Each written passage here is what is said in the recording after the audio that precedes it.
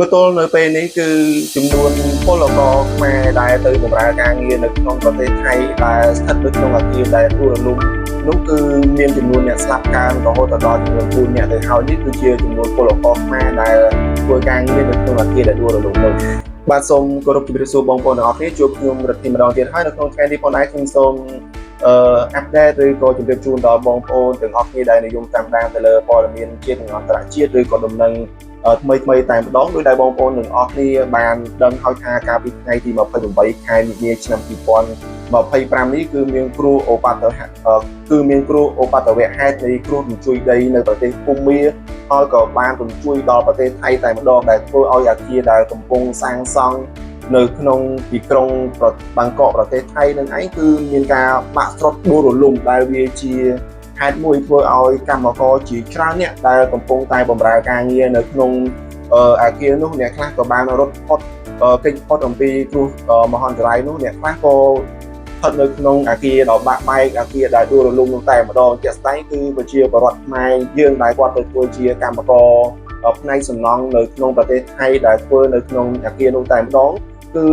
មានចំនួនអ្នកស្លាប់នៅក្នុងអគារនោះរហូតដល់ចំនួន4នាក់ទៅហើយនេះបើតាមមន្ត្រីខ្មែរដែលប្រចាំការនៅក្នុងទីក្រុងបាងកកដែលបានផ្ដល់ដំណឹងក៏ដូចជាកំពុងតែរៀបចំឯកសារនៅក្នុងការបញ្ជូនសពពលករខ្មែរយកមកទឹកដីនៃប្រជាណាចក្រកម្ពុជាយើងវិញតែម្ដងគួរបងប្អូនអ្នកទស្សនានៅក្នុងវីដេអូរបស់ខ្ញុំទាំងអស់សូមបងប្អូនទាំងអស់គ្នាជួយចុច Subscribe នៅ Channel YouTube របស់ខ្ញុំម្នាក់មួយផងបានគួររំលឹកបងប្អូនទាំងអស់គ្នាផងដែរថាកាលពីថ្ងៃទី28ខែមីនាឆ្នាំ2025នេះគ្រោះរញ្ជួយដីឬក៏ឧបទ្ទវហេតុគ្រោះធម្មជាតិនៃការរញ្ជួយដីពីប្រទេសភូមាគឺបានសម្រាប់ប្រជាពលរដ្ឋភូមាជាច្រើនពាន់នាក់ហើយជាពិសេសគឺទឹកដីមួយផ្នែកធំនៃប្រទេសថៃក៏ទទួលរងគ្រោះនៅឧបទ្ទវហេតុគ្រោះធម្មជាតិនេះផងដែរជាពិសេសគឺបានធ្វើឲ្យអគាររដ្ឋដែលកំពុងតែសាងសង់នោះបានដួលរលំបាក់ស្រុតរហូតមកដល់ដីដែលជាហេតុធ្វើឲ្យកម្មករជាច្រើនដែលបម្រើការងារនៅទីនោះបានជាប់គៀបស្លាប់នៅក្នុងអគារនោះតែម្ដងជាក់ស្ដែងគឺមានចំនួនជាពលរដ្ឋឬក៏កម្មករដែលបានស្លាប់នឹងរហូតដល់ចំនួន109នាក់ហើយបាត់ខ្លួនចំនួន4នាក់ដែលគេកំពុងតែ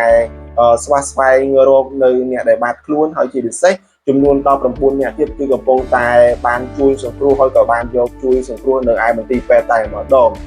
អញ្ចឹងយើងពិតជាមានសេចក្តីក្រកដួលឬក៏មានសេចក្តីអាណិត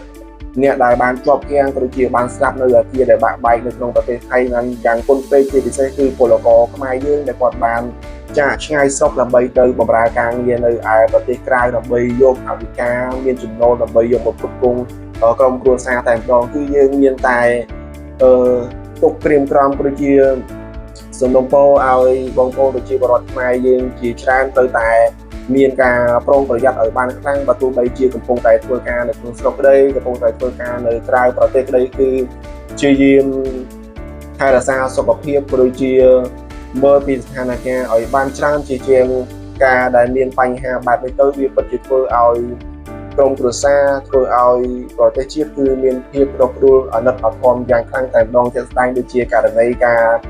បាក់ស្រុតអគារនៅប្រទេសថៃដែលធ្វើឲ្យបងប្អូនប្រជាពលរដ្ឋខ្មែរយើងបានស្លាប់តែវាគឺជាចំណុចមួយដែលធ្វើឲ្យប្រទេសកម្ពុជាយើងពិតជាទទួលរងនៅភាពឈឺចាប់ដោយសារតែការបាត់បង់ទៅដល់ប្រជាពលរដ្ឋរបស់ខ្លួនដោយព័ត៌មានចុងក្រោយនេះតែម្ដងគឺអ្នកដែលស្លាប់ពីអ្នកចុងក្រោយគឺជាបរិសុទ្ធប្តីប្រពន្ធនឹងគ្នាតែម្ដងដែលបានបាក់បែកនៅក្នុងអគារតែមួយជាមួយគ្នា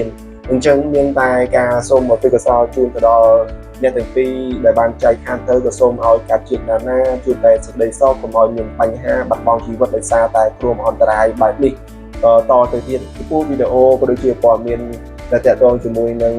គ្រោះរញ្ជួយដីក៏ដូចជាអគារដែលបាក់ស្រុតនៅក្នុងប្រទេសថៃគឺមានតែប៉ុណ្្នឹងឯងបើសិនជាបើមានព័ត៌មានអាប់ដេតឬក៏មានទិន្នន័យផ្សេងៗទៀតខ្ញុំនឹងជម្រាបជូនដល់បងប្អូនទាំងអស់គ្នាតាមក្រោយទៀតបាទសូមអរគុណសូមជម្រាបលា